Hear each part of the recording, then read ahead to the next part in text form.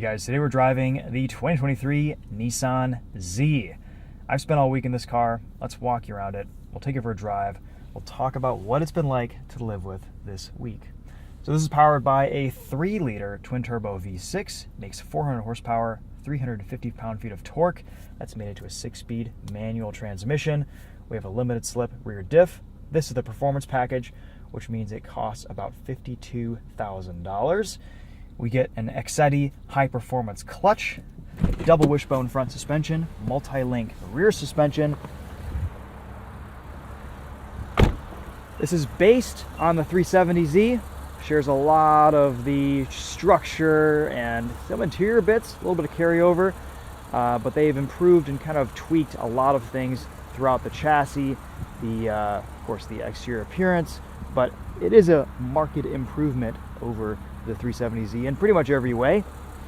Still kind of retains that old school feel and heritage that Zs have had for the last couple generations. And of course we've got a whole new look.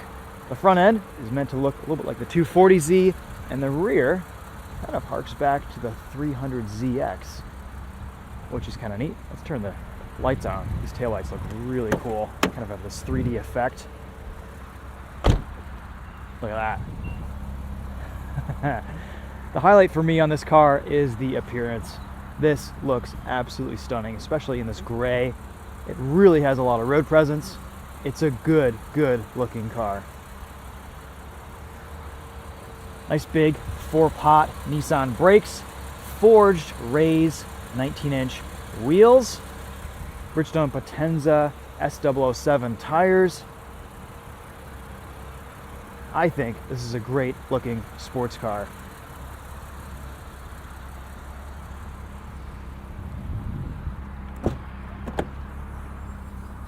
Pretty familiar looking space back here. We still have that structural brace tying both sides of the car together.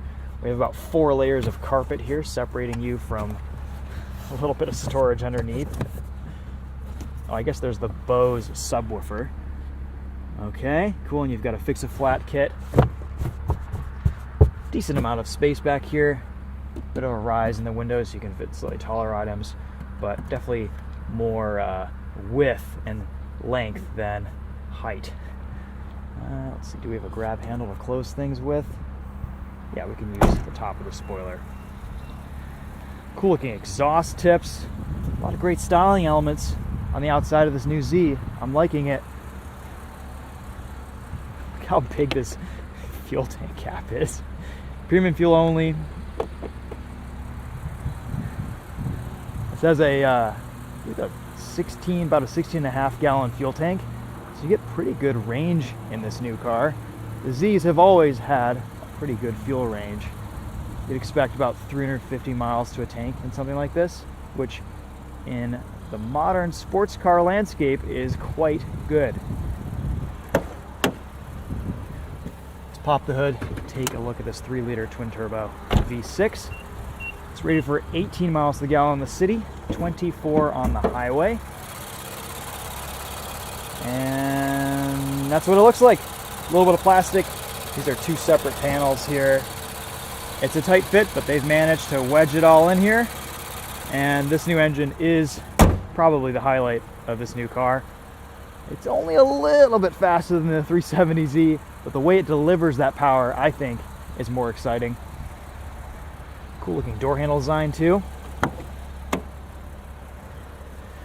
We can see very similar seats and controls, switch gear to the 370Z, and even some carryover from the 350.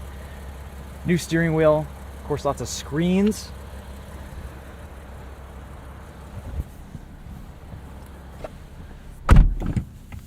I'm 5'10". I fit pretty well in here. Driving position does feel a tad bit high, and I'm lowered all the way down on the seat. These manual controls are a little bit funky, but you do get used to them. Ingress, I've hit my head on this a few times, but otherwise the ergonomics in here are pretty good. I can get a nice driving position. Lots of adjustability with the steering wheel. It tilts, telescopes, and then you've got your seat controls down here for forward and backward, and your backrest, and you can kind of adjust the height down here with these knobs.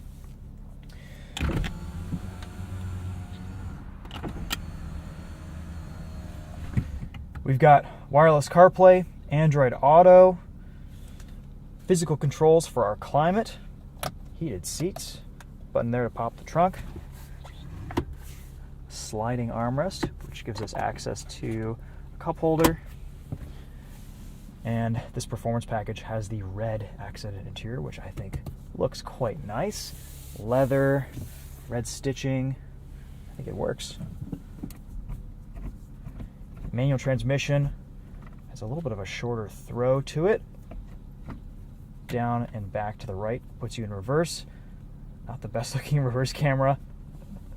Infotainment looks just like any other Nissan infotainment. Pretty simple. You can see weather, SiriusXM traffic, fuel prices. That's kind of cool.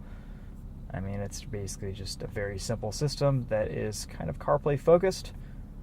Screen, reasonably responsive, works well. No major complaints there. Our gauge cluster, fully digital. We've got a lot of temperature gauges, engine oil, water, engine oil pressure, diff oil. And then over here, we've got boost pressure, turbo speed, up to about 25,000 RPM, and then a voltometer, which is probably pretty useful.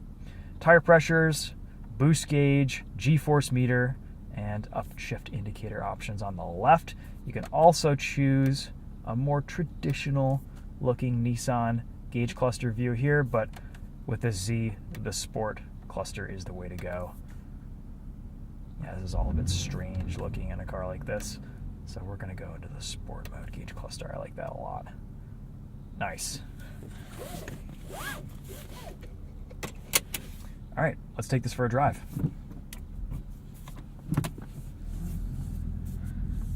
At low speeds, steering is light. Pretty good visibility. Shifter is still a little bit clunky in this Z, but it is an improvement over the 370. I believe the 370Z was the first, if not one of the first, vehicles with a manual transmission that implemented the rev match feature.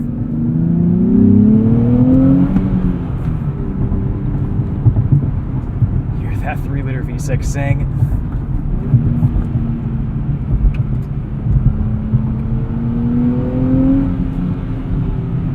We've got a shift indicator at the top with lights telling us as we're approaching red line.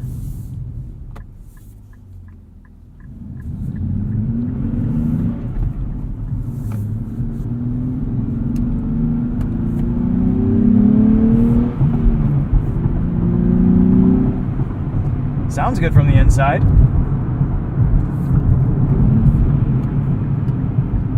Engine's still a little bit coarse and rough sounding, but it is smoother than the 370's V6.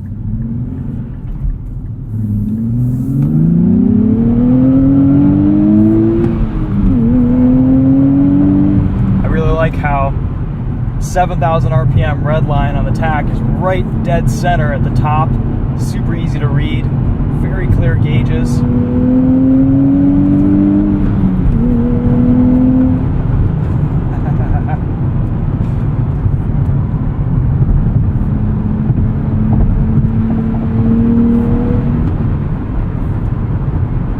Cruising here on the highway, 75 miles an hour, about 2,700 RPM.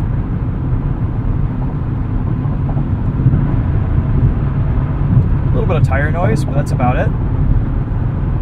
In my initial review on this car out in Vegas, I thought this would be a pretty comfortable GT car. And this still, I think, kind of slots in between sports car and GT car. It's maybe not as athletic as some of the competition, or as comfortable, but it kind of does a little bit of both reasonably well.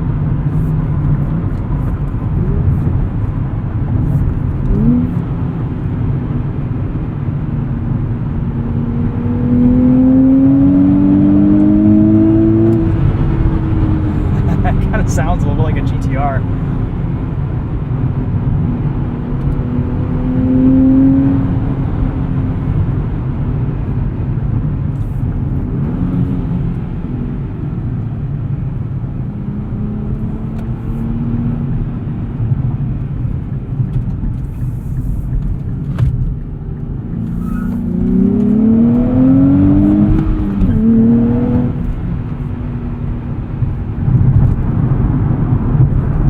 quality is decent. It's a little bit busy on our rough Michigan roads, but anywhere else in the country, this should be a pretty comfortable car.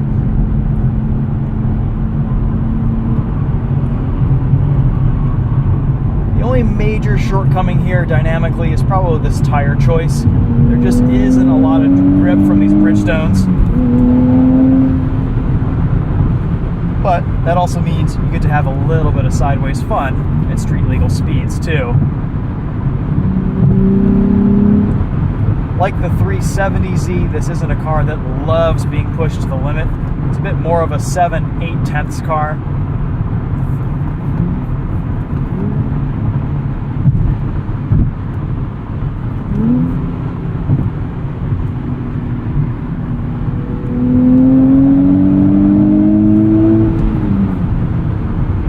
It's super satisfying, very addictive rolling into boost in this.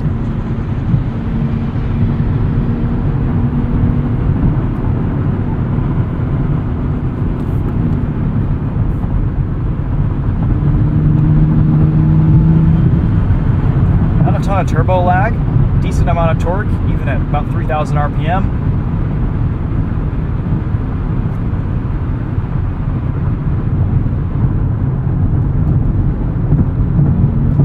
Let's feel out these brakes. No one's behind us.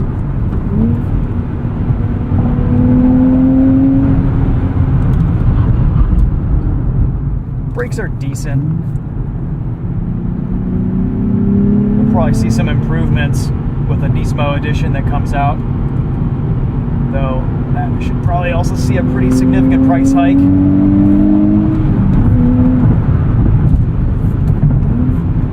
Pedals are nicely placed for heel toe. You can disable the rev match down there, and you'll see a little S appear or disappear next to your shift indicator. We'll turn it off for a few shifts, see how it feels. You have to hold it for a couple seconds.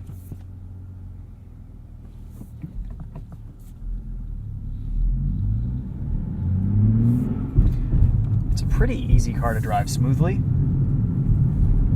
can get smooth starts out of this, no problem. The clutch is a bit heavier.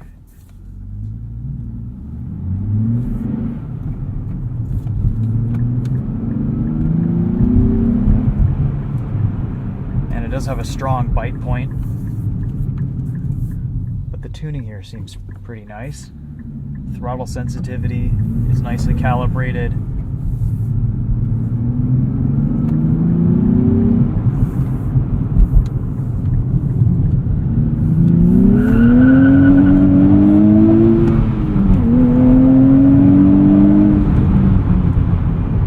It is properly quick.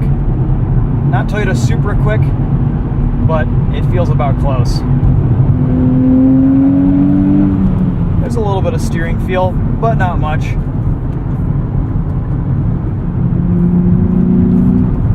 It's a slower ratio too. So front end, turn in isn't as direct as some other cars. So if we turn traction control back on, we do get adaptive cruise control in this Z. We can adjust our following distance.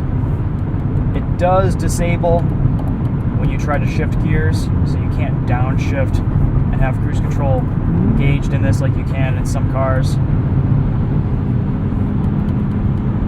But even so, nice to have that system available here.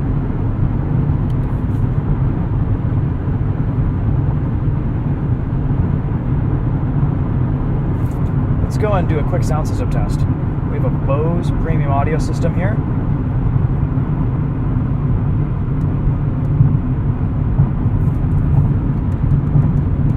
Buttons on the steering wheel, big honking volume knob to the left.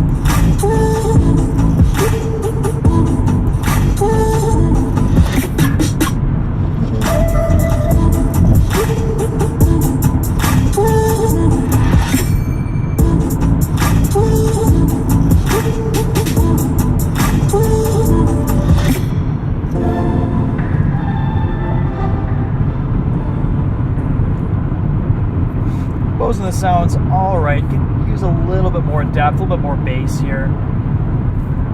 All right, so with active rev match off, yeah, pretty easy to do the rev matching yourself. Heel toe, pretty easy. This steering wheel kind of gets in the way of your knees sometimes, so you have to kind of figure out your driving position accordingly.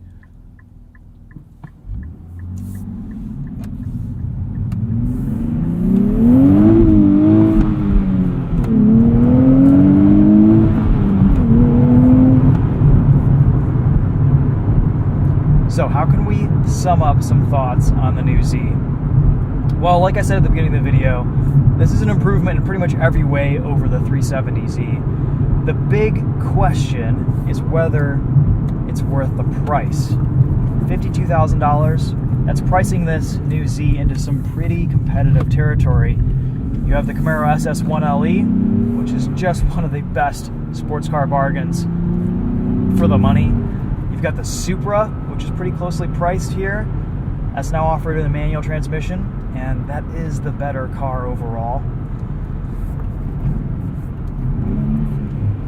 I don't know, for me, this is a little bit of an expensive proposition for what it offers. It's still, for better or for worse, an old school driving experience. You get a handbrake, you get a manual transmission. This kind of feels like a car from 10 to 20 years ago, just with a few modern touches and amenities and screens and tech features. The interior is okay.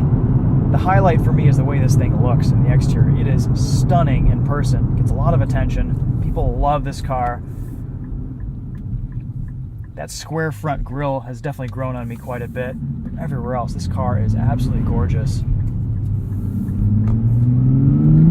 I'm finding this a much easier car and a more enjoyable car to drive than the 370, which tended to be a little bit rough around the edges and kind of clunky. And this new Z isn't a huge improvement in terms of driving refinement, but it is an improvement.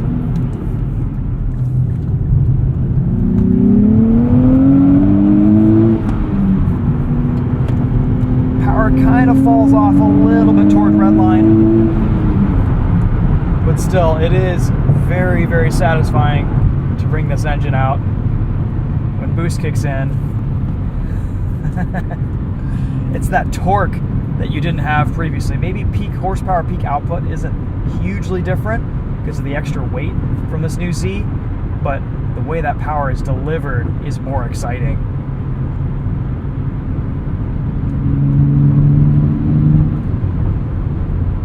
Even with its shortcomings, I've got to give Nissan credit here. I really appreciate that they still make the Z and they still sell it and it's still offered as an option. It is truly one of the last old school sports cars still for sale, and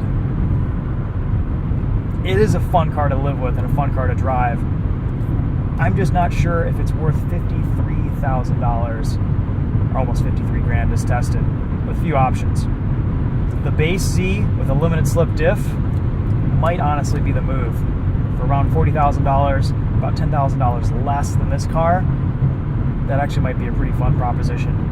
If this were priced at like 45 or so, that would be better, but at 52 grand, not including potential markups from dealers, this is just a little bit expensive for the experience and the quality and the feel of this car.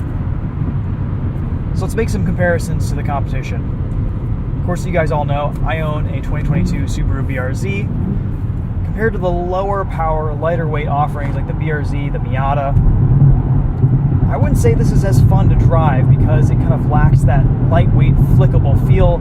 The shifter's a little bit longer of a throw. You kind of have to take your time with this, but it offers a lot of power. And in that way, it's kind of similar to the Supra, where it's a bit slower and maybe less engaging of a driving experience. Your inputs, you can't rush your inputs as much.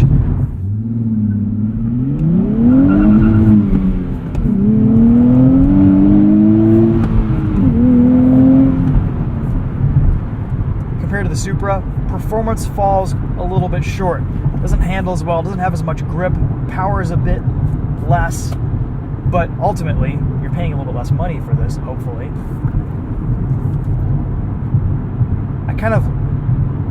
In some ways, I prefer the manual transmission in the Z to the Supra. There's less rev hang.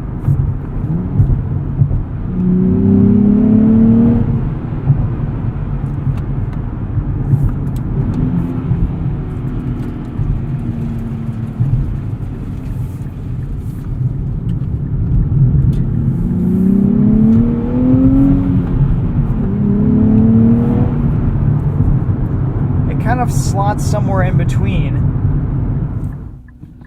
What I do appreciate about the Z is that it does have its own unique character and flavor and its own personality, and it's kind of stayed true to that character that it's had over the years in this newest iteration. Time, modern amenities, modern tech hasn't taken that away, and I think that's an important consideration here.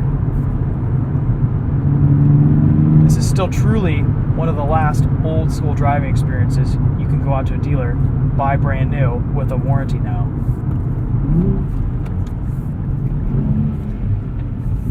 Maybe it doesn't hold up with as good value as some of the competitors offer, but it's still a fun car to drive, fun car to live with, a very cool car to look at.